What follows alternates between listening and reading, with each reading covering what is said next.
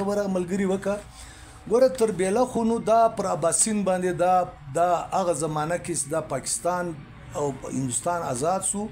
نو بیا یو تقسیم کې دا درې دریابونه د هندوستان غا یا د پنجاب غا دا پنجاب 15 دریابونه دي بیاس ستلج راوی چناب جیلم دا جیلم او چناب د کشمیر راوځي دا درې د پنجاب دریابونه سي دي راوی ستلج بیاس دا لا اگر راځي لا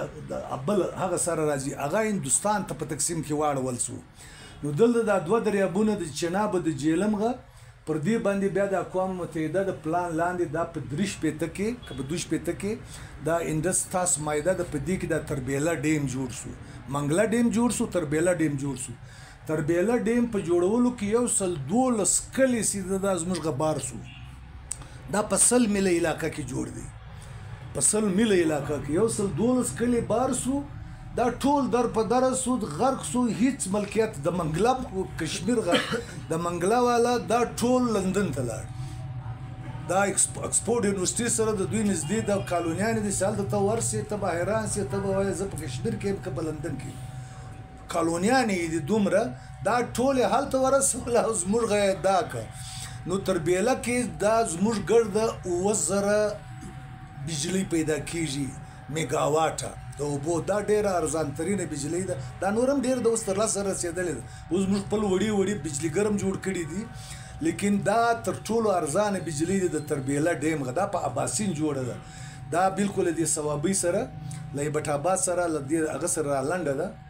دا واز موږ د دې مالکان وي د مالک په حیثیت موږ پښتونخوا وطن د دې مالک دی په دې د اوبو سرچینه زموږ د ډیم زموږ دی رایلټي زموږ ده نو په دې کې دوی به موږ ته په کار دی په دې کې هره د عیني فارموله فیصلې لاندې به دوی موږ ته په هغه کې راکوي په یونټ کې هلته په چشري په څو هغه کې یو هغه کې فارموله ټاکلې ده و مطلب په روپۍ کې لس پیسې دي زموږ مطلب په سل پیسې کې لس پیسې هلته یو هغه کړې بیا څه ډېره کړې ده نو په دې باندې چې خالص منافع ده په دې کې زموږ هغه خو یو هغه خبره ده یو دا د سی اوبه د پښتونخوا وطن دی ټول دا تربیلی ځکه چې کمی اوبه راوځي دا تقریبا یعنی 80,000 کیوسک اوبه دي پر دې باندې هغه باندې راځي او دغه سیس بیا موږ د کابل رود د سوات رودونه دي پنځپوړي رودونه دي دا بیا راځي هلته ورسک باندې بجلیګر جوړ دی د سوات پر رود پر بجلی درګي باندې جوړ دی دا د اوبو بجلیګر بیا دغه د اباسین اوبه اټه خو دوی قبضه کړی دی هغه لږ دغه